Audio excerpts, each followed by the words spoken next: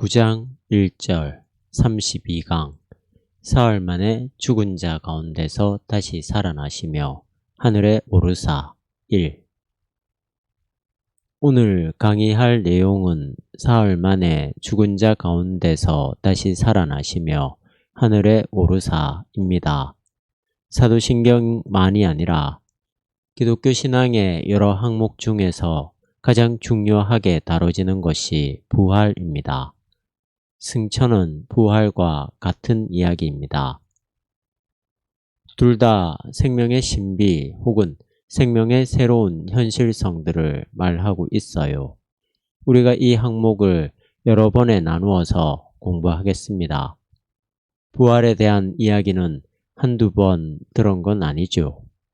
기독교 신자치고 예수님의 부활에 대해서 모르는 사람들이 어디 있겠습니까?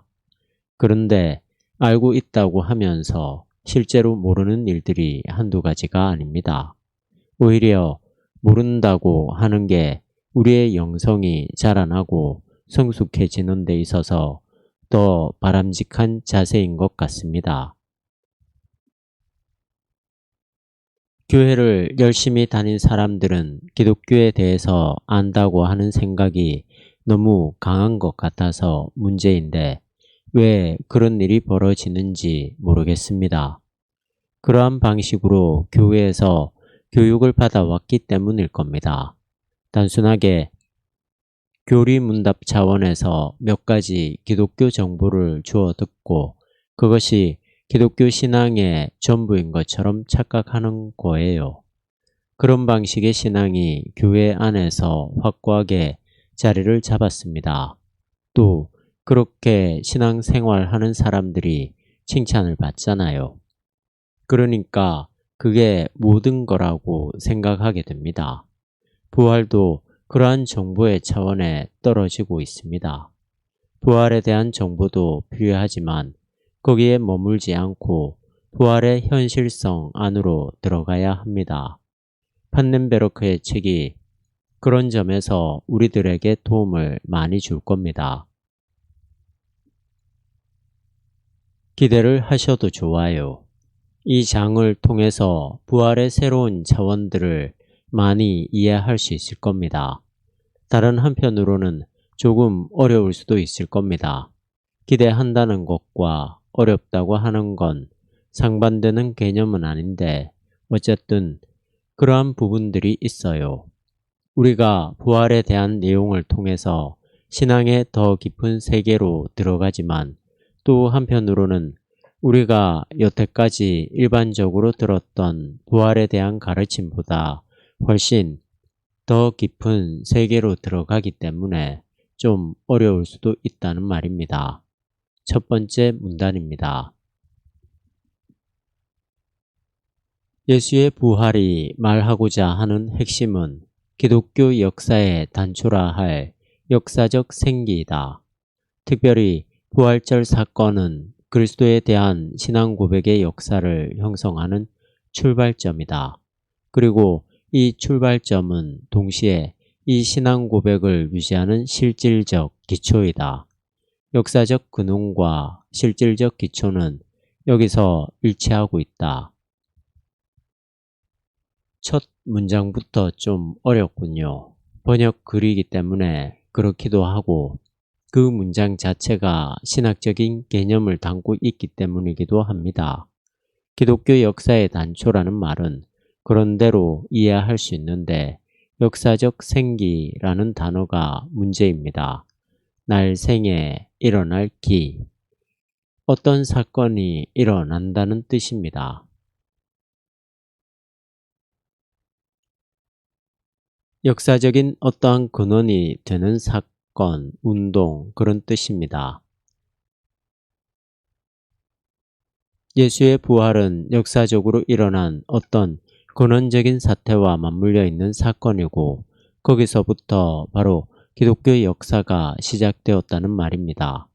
근원과 기초, 이게 바로 부활 사건 안에 기초하고 있다는 이야기입니다. 예수가 이스라엘의 약속된 메시아, 즉 그리스도라는 사실은 그의 사명을 확증한다는 점에서 십자가에 달린 자의 부활을 통해 이미 주장될 수 있었다. 이를 통해서 그리고 이를 통해서만 이스라엘에 의해 유기된 예수가 하나님의 독생자로 우리와 모든 세계의 주로 증명되었다. 우선 예수의 부활로부터 언급되어야 할 요점은 예수의 인격에서 기초된 하나님의 육화이다. 성육신 교리는 예수의 부활이 그의 등장과 그의 인격 전체에서 소급해서 무슨 의미를 갖는지에 대해서만 설명해 주고 있다. 그리고 결국 예수 부활의 빛 가운데서 그의 죽음은 인류에게 대리적으로 완성된 속죄의 의미를 획득한다. 부활에 의해서만, 부활을 통해서만 이스라엘에게 버림을 받은 예수님이 하나님의 독생자로 온 세계의 주로서 증명되었다는 사실은 정말 중요합니다. 부활만이 예수님이 하나님의 아들이라는 것과 세계의 주 메시아로 증명되었다는 뜻이죠. 부활과 육화가 연결되어 있어요. 육화는 성육신을 의미합니다. 육화는 독일어로 플라이시 베르둥인데 플라이시는 육체라는 말이고 베르둥은 됨이라는 뜻의 조동사입니다. 육체가 되었다는 뜻이죠. 조금 복잡하죠. 성육신은 육신을 이루었다는 뜻입니다. 아주 간단한 뜻이긴 합니다. 그러나 기독교 신앙은 그러한 단순한 뜻풀이가 아닙니다. 어떤 근거에서 나온 이야기입니다. 부활과 연관되는 거예요. 성육신 교리라고 하는 게 예수님의 부활, 예수님의 공생애, 인격, 삶에서 어떤 의미를 갖는지 이런 것들을 분명하게 설명해 주는 겁니다. 앞에서 이미 판넨베르크가 짚었듯이 예수님의 부활이 기독교 신앙의 출발점이고 유지시키는 동력이고 결론에 이르는 종착이라 할 수 있습니다. 그런 관점에서 설명하고 있습니다. 예수의 대리적 속죄 의미가 부활의 빛에서만 확보된다는 말입니다. 다음의 내용들은 그런 것들에 대한 설명입니다. 만약 예수가 죽음으로부터 부활하지 못했다면 그의 죽음에 그 어떤 구원론적 의미를 부여할 수 없었을 것이다. 왜냐하면 그의 죽음은 그의 사명을 파손시키는 것을 의미할 뿐이지 그 이외에는 별 의미가 없을 수도 있기 때문이다. 예수 그리스도에 대한 신앙 고백에서 확대되어 있는 언급들은 실제적으로 부활절 사건에 근거하고 있다. 즉, 예수가 하나님의 우편으로 들림을 받아 하나님의 권능에 참여했다는 신앙 고백 및 예수가 심판하러 재림할 것이라는 기대는 죽은 자로부터의 부활이라는 사실에 기인한 귀결이라고 이해되어야만 한다. 보통 우리는 예수님의 죽음을 우리의 죄를 용서하기 위한 그리고 우리를 구원하기 위한 유일한 길로 이해하고 있습니다. 십자가는 승리다. 우리 죄를 다 용서받을 수 있게 하는 길이기 때문에 위대한 승리다. 그렇게 보통 이야기하지 않습니까? 그런데 위 단락에서는 부활이 없는 십자가는 사명의 파손을 의미한다고 합니다. 여러분들은 이상하게 생각할 거예요. 십자가를 조금 더 실질적으로 생각해야 됩니다. 그 당시에는 아무도 그 십자가를 구원의 길로 생각하지 않았습니다. 이미 바울도 고린도 전서 1장에서 그걸 이야기하고 있습니다. 그건 아주 미련한 것이고 구원론적 근거로 받아들일 수 없는 것이었습니다. 제자들도 예수님의 십자가 앞에서 다 흩어지고 말았습니다. 부활로 인해서 그것이 명실상부한 구원론적 의미를 담게 되는 겁니다. 부활 사건에 근거해서만 예수님의 구원론적 사건들, 그의 재림에 대한 기대, 이런 모든 것들이 타당성을 가질 수 있다는 겁니다. 초기 기독교가 그러한 관점으로 예수님을 이해하고 그렇게 고백했습니다. 즉, 죽은 자로부터 부활이라고 하는 사실에 기초를 두고 다른 신앙 고백들이 나오게 된 거죠. 기독교 신앙이 처음부터 완성된 형태로 시작되지 않았습니다. 천천히 신앙의 내용들이 추가된 거예요. 이런 것에 대해서 불안하게 생각하실 분들도 있을 겁니다. 그건 이해할 수 없다. 그건 뭔가 좀 부족한 것이 아닌가. 처음부터 완벽하게 예수님의 모든 삶과 그에 연관된 신앙의 내용들이 자리 잡고 있어야 되는 것이 아니냐. 그런데 예수의 부활이라고 하는 이 사건에서 하나하나 파생되었다고 하는 것은 받아들이기 불편하다고 생각할 수도 있지만 그게 역사의 과정입니다. 우리들에게 익숙한 용어로 표현하자면 하나님의 섭리와 그 하나님의 섭리에 대한 우리들의 인식 과정이라고도 할 수 있습니다. 그러한 과정을 통해서 예수님에 대한 초기 기독교의 이해가 깊어지는 겁니다. 우리는 예수의 부활에서 기독교 신앙의 실질적 근본들을 다루어야만 한다. 이것이 파괴되면 기독교 신앙에 연관된 모든 것이 허물어진다. 그러나 이것은 예수의 부활 사건이 다만 그 부활 사건 자체로서만 근본적인 의미를 획득했다는 것을 의미하는 게 아니다. 오히려 처음부터 앞서 있었던 예수 등장과의 연관에 속한 문제이다. 부활 사건에서 예수와 연관된 모든 사건들이 새롭게 기초가 잡히며 예수 등장 그리고 타의 추종을 불허하는 그의 정권에 대한 결정적 확신이 전대미문의 방식으로 확고해진다는 점에서 이 연관성이 완전히 새롭게 드러난다. 부활에 근거해서 기독교 신앙의 모든 실질적인 근본들을 다루어야 하는데 이걸 놓치게 되면 그 위에 모든 것들이 허물어진다는 사실을 판넨베르크가 분명하게 말하는군요. 바울도 예수님의 부활이 없다면 우리가 가장 어리석은 자들이라는 표현을 했습니다. 간혹 어떤 기독교 신자들 혹은 학자들은 부활 같은 것에 무게를 두지 않으려고 합니다. 그건 고대에 있었던 신화적인 요소에 불과하다고 생각합니다.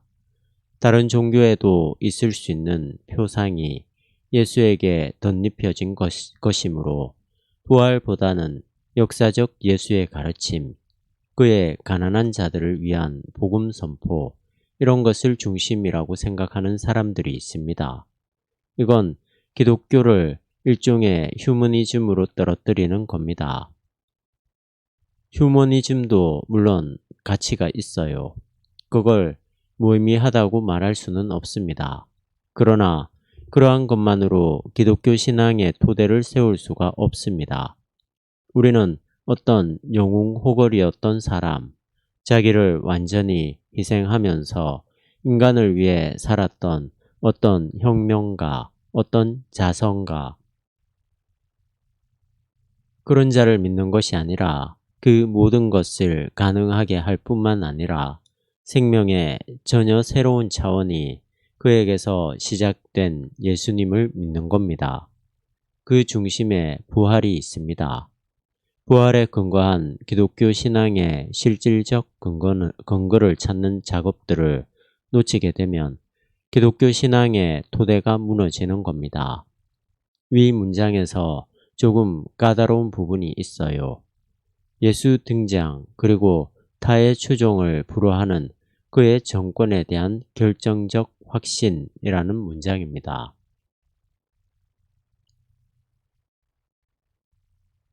복음서에 다음과 같은 형식의 예수님 말씀이 나옵니다. 모세는 너희에게 이렇게 이야기했지만 나는 이렇게 말한다.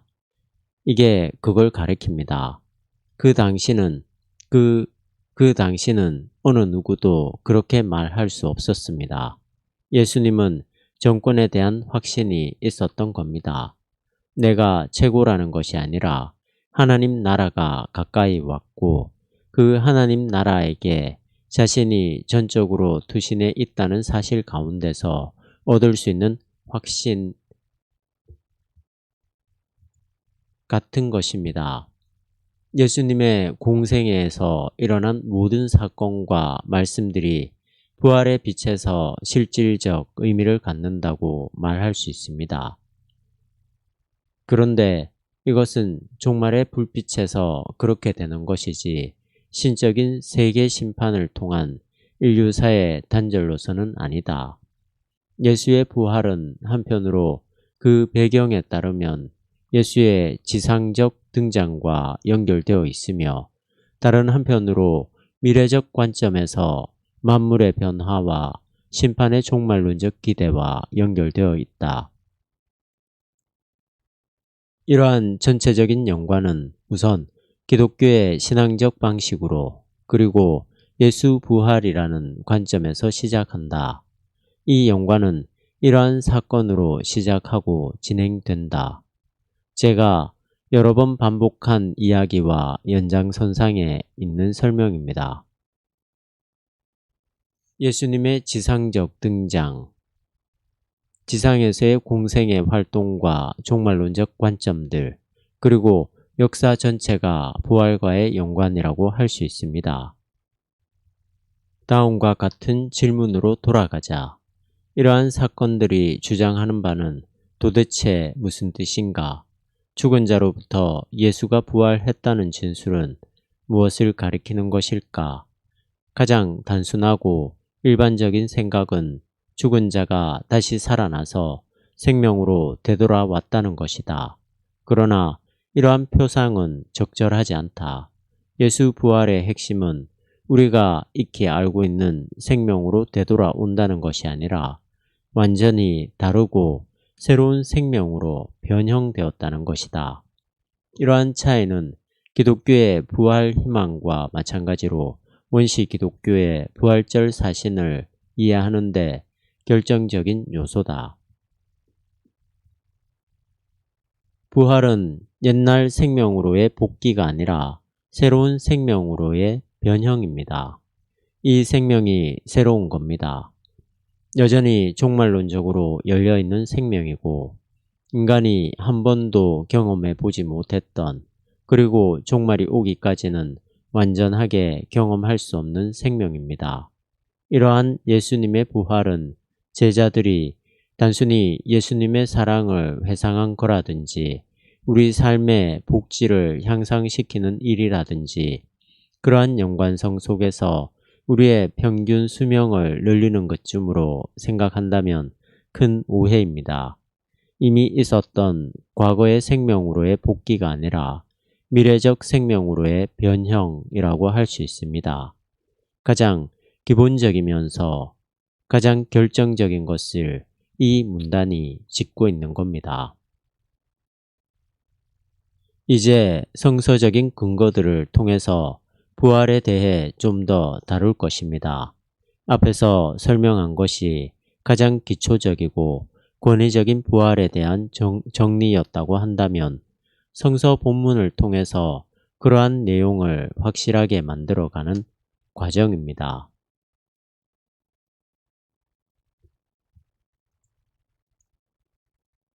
이에 대한 암시가 부활하다 혹은 죽은 자로부터 소생하다는 문장의 언어적 구조에서 찾아볼 수 있다.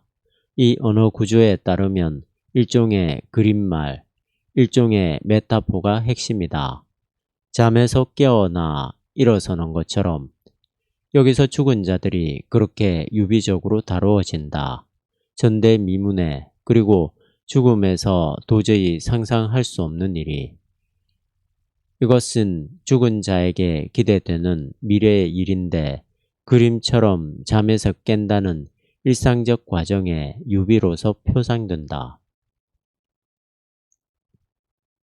죽은 자로부터 소생한다는 것은 우리가 일상적 삶에서 경험할 수 있는 어떤 사실적인 사건이라기보다는 그것을 뛰어넘는 하나님의 사건이라고 봐야 합니다. 또 이런 문장에서 중요한 것은 예수님이 주체적으로 부활하신 게 아니라 하나님에 의해서 부활의 생명체가 되었다는 사실입니다. 수동형입니다. 죽은 자의 부활이라는 표상에 담긴 메타포적 구조를 주시한다면 다시 산다는 것을 그 말에 완전히 일치하는 사실적 내용으로 간주하지는 않게 될 것이다. 죽은 자가 다시 산다는 것을 완전히 비메타포적으로 언급할 수도 있기는 하다. 이런 경우에는 부활신앙의 그림말이 허락되지 않는다. 우리에겐 전혀 알려지지 않은 현실성으로의 변화가 핵심적인 문제일 때만 그것이 언급되어야만 할 경우에 메타포는 불가피하다. 그러나 이러한 현실성을 우리는 사실 알지 못한다. 이것은 분명히 우리의 일상적 삶에서 반복되는 현실에 속하는 것이 아니다. 이 문장에서 전혀 알려지지 않은 현실성으로의 변화가 중요합니다. 부활을 그러한 방식으로 설명하는 겁니다. 알려지지 않은 현실성으로의 변화를 가리킬 경우에는 메타포를 쓸 수밖에 없습니다. 따라가기가 조금 복잡할 수 있습니다. 예수님이 부활한 것을 그냥 보고 확인하고 경험했고 그래서 믿었는데 그게 무슨 알려지지 않은 현실성이니 변화니 뭐니 이런 이야기를 하냐. 신학이라는 것이 우리를 더 골치 아프게 만드는 것뿐이지 않느냐. 이렇게 생각할 수 있어요. 그런 생각을 이해하지만 두 가지 문제가 있습니다. 하나는 먼저 성서가 말하려고 하는 것을 정확하게 이해할 필요가 있어요. 우리가 원하는 것만을 골라서 그 차원에서만 우리가 따를 수 없잖아요. 신학은 우리의 상식적인 기독교 신앙에 머물지 않고 성서가 말하려고 했던 근원적인 신앙의 세계를 해명하는 작업입니다. 그건 반드시 필요한 거죠. 골치 아프고 힘들고 실용적이지 않다고 생각될 부분들이 있을지 몰라도 그러한 과정을 거치지 않으면 우리는 기독교 신앙을 놓치게 되는 겁니다. 그렇게 하더라도 교회는 운영될 수 있어요. 그냥 좋은 사람들이 만나서 일반적인 차원에서의 종교성들을 경험하고 살아가면 충분하다고 생각할 수 있습니다. 일반 신자들이야 그렇게 한다고 하더라도 평신도 지도자들이나 지성적인 세계 이해를 하는 사람들, 그리고 특별히 교회 목회자들, 지도자들과 설교자들은 성서가 말하는 그 세계 안으로 들어가야 되죠. 그런 것 없이 다른 방식으로 교회를 운영하게 되면 한계에 부딪히게 됩니다. 또 다른 하나는 왜 부활을 그렇게 복잡하게 말하느냐 하는 주장의 문제점, 그리고 그런 신학적인 것으로 들어가야 되는 것에 대한 당위성, 이 두 가지에 대한 설명입니다. 전자는 성서가 말하는 근본으로 들어가야 된다는 것이고, 후자는 우리 기독교 신앙의 내용들이 어떤 신학자가 한두 번 이야기하는 것으로 끝나는 것이 아니라 계속 해석되어야 한다는 것입니다. 신앙의 내용은 초기 기독교가 말한 것에 끝나지 않고 오늘까지 계속 새롭게 해석되고 있습니다. 지금도 그러한 과정 중에 있고 그게 신학입니다. 전혀 알려지지 않은 현실성으로의 변화를 말할 때 메타포를 사용할 수밖에 없다는 말을 이해하실 겁니다. 하나님 나라에 대한 예수님의 비유도 다 메타포일 수밖에 없습니다. 그것은 물론 부활하고는 차이가 있습니다. 예수님의 비유는 우리가 완전히 모르는 알려지지 않은 현실성이라기보다도 알 수 있는 것들이 많이 있죠. 그러나 하나님 나라에 대한 비유도 우리가 자동차를 운전할 줄 아는 방식과는 다른 거예요. 여전히 우리에게 알려지지 않은 어떤 현실들을 담고 있습니다. 하나님은 하나님의 나라이고 하나님의 나라에 대한 비유는 곧 하나님에 대한 비유이기 때문에 우리는 하나님을 본 적이 없고 우리가 어떤 방식으로 좀 이해를 했다고 하더라도 여전히 그것을 뛰어넘는 분이기 때문에 이 부활에 대한 설명이 알려지지 않은 현실성으로의 변화하고 연결해서 생각해도 잘못된 것은 아닙니다. 부활을 경험한 제자들에게서 부활은 그것을 설명한 서신들의 부활에 대한 경험들은 우리 일상적인 삶에서 반복되는 것이 아닙니다. 그러한 어려움 앞에 우리가 놓여 있습니다. 이런 점에서 우리 기독교 신앙은 실증적인 작업이 아닌 겁니다. 이 세상을 좀 살기 좋게 만들어가는 작업이 아닙니다. 서로 허무한 마음을 나누어서 동질감을 얻고자 하는 공동체가 아닙니다. 그런 것은 다 부수적인 거죠. 우리에게 완전하게 알려지지 않은 현실성으로의 변화, 이것에 우리의 모든 삶을 걸어두는 태도가 기독교 신앙입니다. 이게 한편으로는 좀 답답하기도 하고 다른 한편으로는 아주 역동적이기도 합니다. 답답하다는 것은 이것이 딱 손에 잡힐 수 있는 게 아니라는 뜻입니다. 예수를 믿으면 복을 받는다는 말은 쉽게 들어오지만 부활의 현실성은 다릅니다. 역동적이라는 것은 우리가 이 땅에서 경험하는 그 어떤 것도 우리의 삶을 충만하게 하지 못하는 데 반해서 이것은 여전히 종말론적 생명으로 열려 있다고 하는 점에서 역동적인 것이죠. 이 세계로 들어가기만 하면 역동적일 수 있습니다. 그게 안 되면 답답하게 되는 것입니다. 일반적으로 신자들은 그 역동성 안으로 들어가는데 어려움을 느낍니다. 답답한 상황을 견디지 못해서 기독교 신앙을 실증적으로 만들어버리고 맙니다. 복권이나 보험 비슷한 것으로 만들어버립니다. 대다수의 신앙인들이 그러한 기독교로 들어가지 못한다면 누가 부활의 놀라운 현실성 안으로 들어갈 수 있느냐는 질문이 가능합니다. 고도의 신학적 훈련을 받은 사람에게만 가능하다면 참된 구원 종교라고 말할 수 있느냐 하는 물음에 직면할 수도 있습니다. 참 어려운 문제입니다. 이렇게 설명할 수 있어요. 개개인들이 이러한 고도의 신학적 영성을 통해서 부활의 심층으로 들어갈 수는 없지만 공동체 전체는 그러한 중심을 유지할 수 있다는 겁니다. 이 공동체 안에서는 그러한 고도의 신학적 훈련을, 그러한 영적인 훈련을 받은 사람들이 포함되어 있어서 그들이 어떤 세계를 계속 열어가고 있으니까요. 이건 마치 높은 산을 등반하는 팀의 리더들이 있고 그 뒤를 따라가는 사람들이 있는 것과 비슷합니다. 뒤를 따라가는 사람들은 어떤 길을 통해서 어디로 가는지는 잘 몰라도 앞 사람만 따라가면 결국 같이 등반에 성공할 수 있거든요. 기독교 공동체가 그런 점에서 중요합니다. 2000년 기독교 역사에 있는 기독교적 영성과 공동체 생활을 통해서 거기에 참여하는 거죠. 다시 말씀드립니다만 이런 점에서 교회 공동체에 참여하는 것은 아주 중요합니다.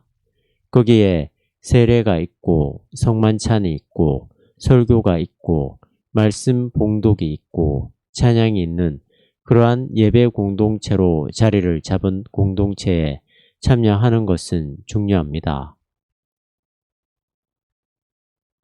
예전 중심의 예배가 우리에게 알려지지 않은 현실성으로의 변화라고 하는 기독교 신앙의 중심을 근거로 해서 만들어진 신앙 형태이기 때문에 그렇습니다.